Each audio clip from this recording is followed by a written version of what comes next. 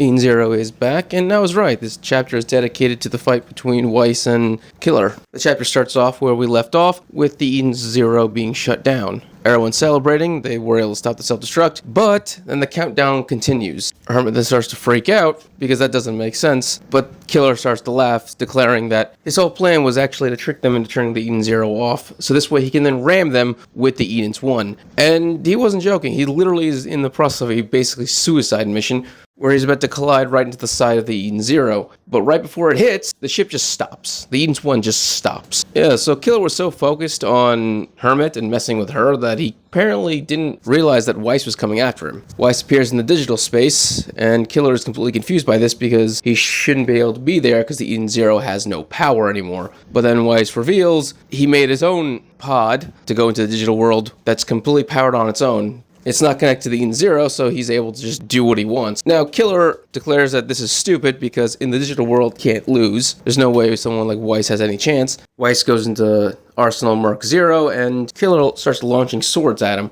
Now, you would think Killer would be able to do much more in the digital world. You think he'd be able to, break him down and do whatever such like that. But instead, he relies solely on just straight-up normal attacks, like swords, which I think is really weird. I could have sworn he defeated Arsenal last time just by hacking into him, but for some reason this time he's just going for a head-on attack, which is just weird to me. But even if it is just a head-on attack, it does seem to imply that Weiss is at a disadvantage in the digital world, but that doesn't matter because Hermit exists, and so she and Weiss are fighting together.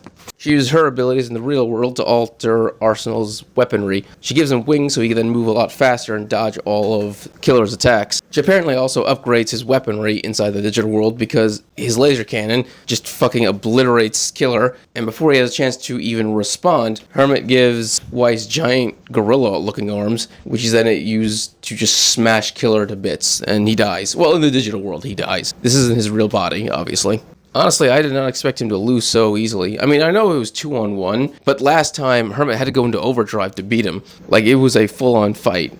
It's weird how Universe 0 and Universe 3 are so different in power. It's kind of absurd. In fact, it gets even more absurd about the difference in strength. When the real Killer wakes up in the Eden's One, he's pissed off, and he decides he's going to go back in and try again. But that's when Lugna appears behind him and says, "No, you're not," and then just uses his water abilities just to beat him. Just washes him away. I'm not sure if he turns him into water or if he just knocks him unconscious. I don't think he turned him into water because you have to cry to do that, and obviously Killer didn't cry. So I think he just sprayed him with a fuck ton of water and just took him down. Yeah, so I knew Killer was going to be defeated this chapter. I 100% predicted that. I just didn't think he'd be defeated so quickly and easily. Once again, it was still 2-on-1, but still, no one used overdrive, and it was just a simple programming fight. And then Lugna shot him in the back, basically.